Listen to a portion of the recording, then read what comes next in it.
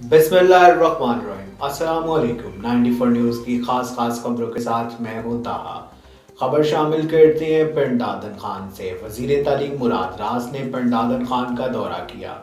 मजीद जानते हैं राजा शाहिद परवेज की इस रिपोर्ट में।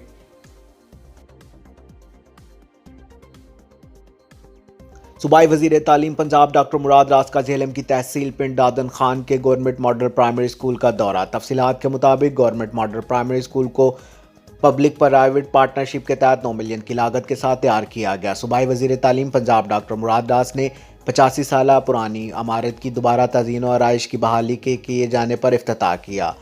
इफ्तिताही तकरीब में डिप्टी कमिश्नर झेलम, चेयरमैन मावन फाउंडेशन, CEO एजुकेशन झेलम व दीगर ने शिरकत की। इस मौका पर मुराद रास ने कहा कि स्कूल एजुकेशन डिपार्टमेंट और मावन फाउंडेशन की मुश्तरका मावनत से स्कूल की इमारत में तरक्याती काम मुकम्मल किया गया है।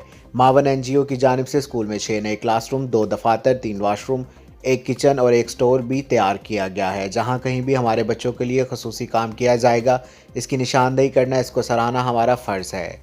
अब तक के लिए सिर्फ इतना ही। मजीद खबरों और अपडेट के लिए हमारे साथ रहिएगा।